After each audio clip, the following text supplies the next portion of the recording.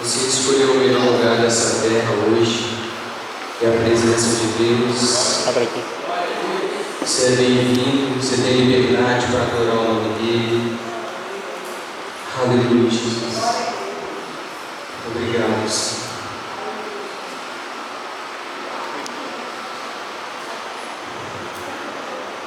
João capítulo 15.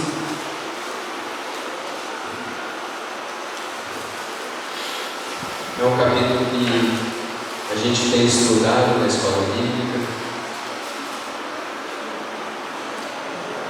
Capítulo 15, versículo 14 e 15. Todos acharam? Diz assim a palavra de Deus: Vós serei meus amigos, se fizerdes o que eu vos mando. Já vos não chamarei de servos, porque o servo não sabe o que faz o seu senhor, mas tenho-vos chamados amigos, porque tudo quanto ouvi de meu Pai vos tenho feito conhecer. Aleluia. Feche seus olhos, vamos orar. Glória a Deus. Peço que Deus possa me usar nessa noite para poder falar o que o Senhor quer nessa noite. Glória a Deus. Deus amado, Deus querido, que nesta hora, Pai, o Senhor venha me usar mais uma vez. Pai, eu somente sou um canal nessa noite para poder falar o que o Senhor quer nos ensinar nessa noite. Que tudo que sai da minha boca, Pai, seja a tua vontade. Espírito Santo de Deus, abra os nossos ouvidos e os nossos corações, para que nós possamos estar atentos para escutar a tua voz essa noite. Pai, nós já declaramos o nosso amor pelo Senhor, mas agora chegou a tua hora, Pai, de falar através da palavra. Então seja conosco, Pai, em nome de Jesus. Eu te dou graças por tudo. Amém, Jesus. Sente no seu lugar. Aleluia, Jesus. Aqui diz no capítulo, no versículo 14, que Jesus irá nos chamar de amigo se fizerdes o que eu vos mando. Quem tem vindo na escola bíblica tem visto que a gente tem estudado o capítulo 15 de João e fala sobre os frutos que permaneçam. Aquele que estiver nele irá dar fruto. E aqui no finalzinho está dizendo que ele não vos chama mais de servos, mas de amigos. E para começar, eu tenho uma pergunta para que você possa refletir. Eu fiz essa pergunta segunda-feira para a gente começar a refletir no nosso interior. Eu queria que você pensasse agora: qual foi a época em que você se sentiu mais próximo de Jesus? Qual foi a época em que você se sentiu mais próximo de Jesus? A época em que você ouvia Ele falando com você, a época em que você fazia o que Ele mandava, a época em que você tinha uma paixão enorme por Ele, a época em que você jejuava, que você orava com prazer, não por obrigação. Começa a pensar, qual foi o tempo em que você esteve nessa situação? Essa pergunta eu fiz segunda-feira e alguns foi no primeiro amor. Responderam que foi no primeiro amor. Quando nós conhecemos Jesus, quando Ele nos chama, no dia que Ele nos escolheu, o primeiro amor, quando a gente tem o prazer de buscar Ele, quando a gente chora, quando a gente sente a presença dEle, quando a gente sente aquele frio na barriga, e é a primeira vez que a gente tem um encontro real com Jesus. E essa palavra tem me ensinado nos últimos dias. Na época em que a gente passou os dias trancados dentro das nossas casas, pelos fatos que ocorreram, eu estive buscando, eu aprendi a buscar Jesus realmente, verdadeiramente, com vontade, com prazer, dentro da minha casa. E nesse tempo, nessas semanas, eu comecei a separar no mínimo 30 minutos para ter uma conversa, para ter uma busca com Jesus em casa. Eu sentia saudade do tempo em que eu tinha prazer, saudade do tempo em que eu ouvia Ele falando comigo, do que eu fazia quando Ele mandava. E nessa época eu resolvi fazer isso. E comecei a buscar Ele dentro da minha casa. Tem um local onde eu sento, onde eu leio a Bíblia. E aí eu comecei a ler e estudar, a conversar com Ele, como se Ele estivesse no meu lado. E depois eu assistindo um testemunho, eu tive a certeza que eu deveria tomar uma atitude. Eu deveria mudar a minha rotina. Porque eu tinha 24 horas no meu dia e não tinha no mínimo 10 minutos para buscar Jesus, para buscar o Senhor em casa. Mas nessa semana eu tomei essa atitude de mudar. E aí o Senhor me levou essa palavra. Aqui diz: já vos não chamareis servos, porque o servo não sabe o que faz o seu Senhor, mas tenho-vos chamado de amigo, porque tudo quanto ouvi de meu Pai estou feito por você. Um servo é aquele que só cumpre as tarefas, aquele que, claro que nós todos somos servos, nós devemos servir. Mas servo é aquele que somente cumpre as tarefas. Um exemplo é, vamos supor, você vem aqui mexer no som, você vem aqui limpar a igreja, você vem aqui ligar os ventiladores. Essas são as tarefas. Mas o amigo de Jesus, ele busca o Senhor. O amigo, ele conversa. E isso foi o que Jesus me ensinou nesses dias. E eu comecei esses dias a passar, a conversar com Ele. E às vezes eu choro porque o Jesus, aquele que um dia morreu por mim e por você naquela cruz, me chama de amigo.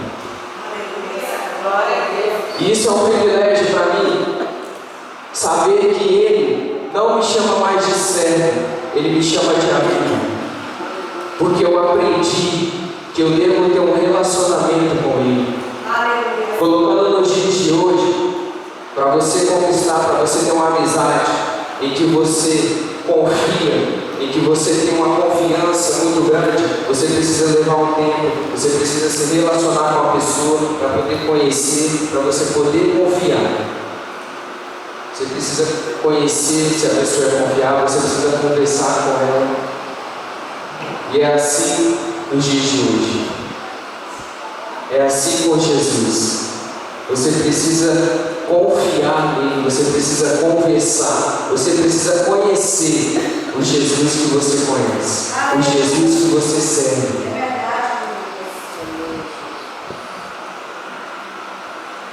E aí, depois de assistir aquele testemunho, onde falava de um muçulmano em que ele foi pregar a religião dele para os cristãos, para poder levar os cristãos a outra religião.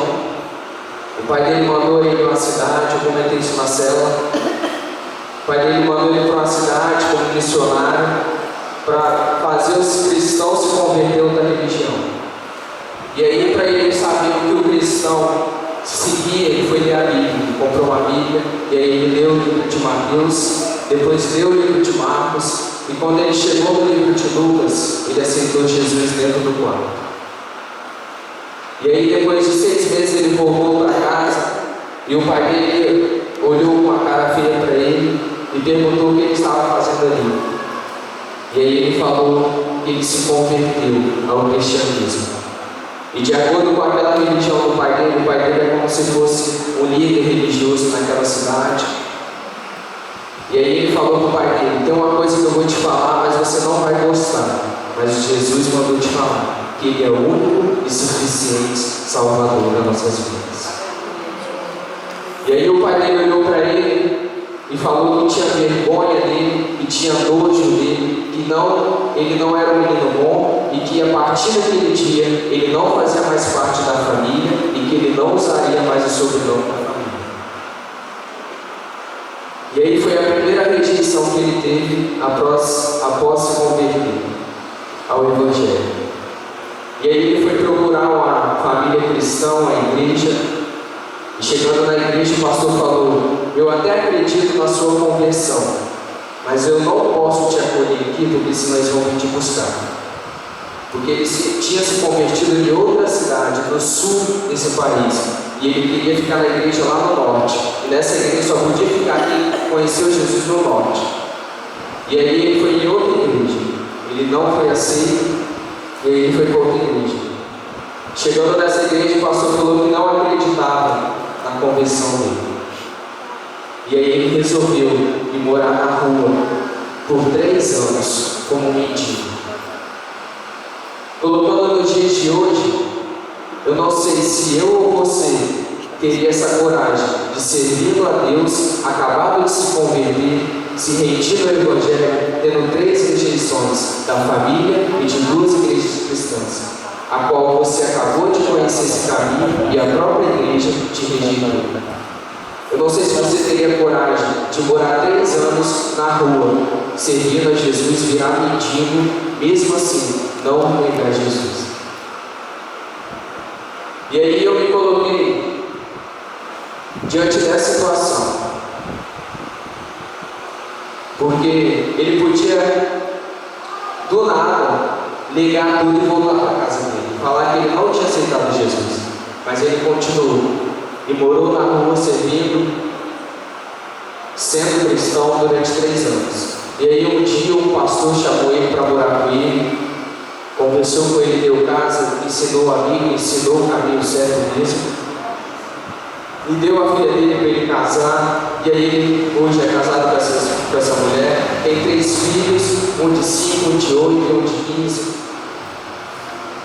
E aí eu assistindo esse testemunho, é o pastor de Vila Velha comentando, porque ele faz parte, esse cara que foi rejeitado, ele vem aqui no Brasil, em Vila Velha, ele faz trabalho missionário, ele é um muçulmano, mas ele tem muito conhecimento e dá aulas em vários países.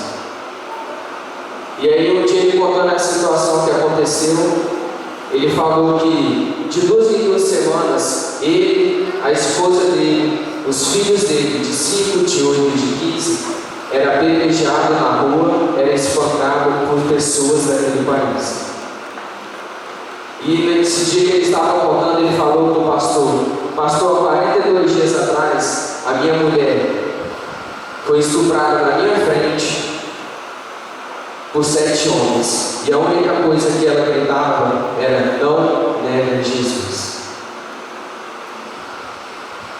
E vendo esse testemunho, foi ele que realmente eu tomei uma decisão, que no mínimo eu ia buscar 30 minutos em casa, que eu ia ler. Eu lembro que antes eu lia e havia palavras que eu não conhecia na Bíblia, que eu não pesquisava o que significava, eu continuava, atropelava e não buscava para entender o texto. Mas a partir do momento em que eu li isso aqui, que eu aprendi, eu consegui interpretar que Jesus, que é um relacionamento comigo, que eu devo ter uma intimidade com Ele, eu comecei a pesquisar, a ler e interpretar. E vendo esse testemunho, eu me coloco, pedir perdão ao Senhor, porque eu não sei o que seria de mim. Claro que isso aqui no Brasil não vai ter, porque ninguém aponta uma arma na sua cabeça para mandar você negar Jesus. Aqui não tem isso. Mas eu comecei a pedir perdão ao Senhor, chorar, porque eu não sei o que seria de mim nessas situações que aconteceu com ele. A única coisa que a esposa dele gritava era: não nega Jesus. E ele tinha tudo para negar. De 2 em 2 semanas, os filhos deles era espancado, era apedrejado na rua. E é isso que impactou muito. E aí eu, sentado na cama, estava vendo esse testemunho, eu comecei a chorar. Fui pro banheiro, comecei a chorar. Era segunda-feira, e eu comentei isso na célula também. Isso mexeu muito comigo. A minha alma sentia vontade de gritar. Eu chorava muito porque eu não estava tendo uma busca de Jesus.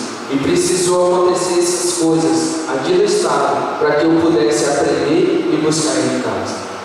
Aleluia. Glória a Deus. E no capítulo 15 de João diz de frutos que permanecem. Diz que Jesus é a videira. Diz que nós somos os ramos. Diz que nós devemos dar frutos.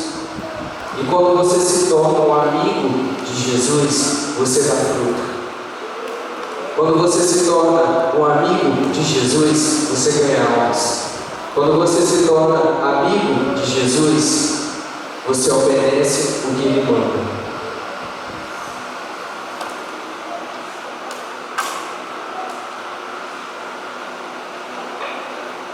O versículo 5 diz: Eu sou a videira, vós as varas.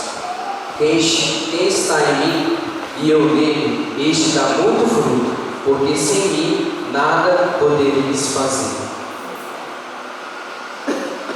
Aqui diz claramente: se nós estivermos ligados, se nós estivermos em comunhão, se nós estivermos ligados em Jesus, nós vamos dar fruto. E é isso que Ele me chamou, é isso que Ele está te chamando, para se tornar um amigo dele. Ele não está te chamando mais de servo, porque o servo só cumpre as tarefas. O servo não sabe o que faz o seu Senhor, mas o amigo sabe.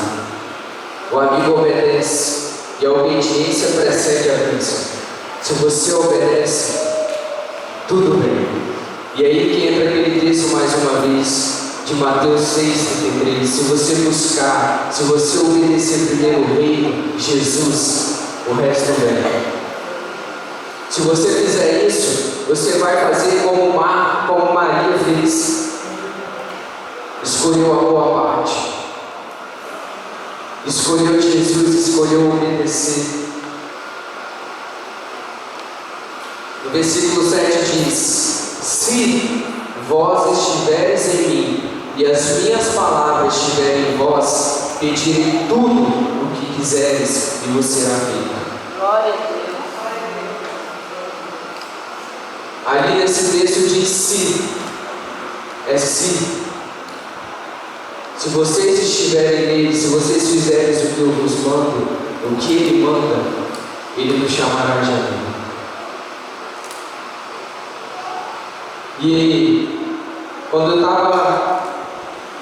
me deparei com essa palavra, ele me chamando de amigo, quando eu comecei a ler, ele começou a me incomodar com isso. Eu me lembrei de quando eu entrava no ônibus e eu sentia Jesus falando comigo. De quando eu ouvi Ele falando comigo. Eu me lembrei da época em que eu entrava no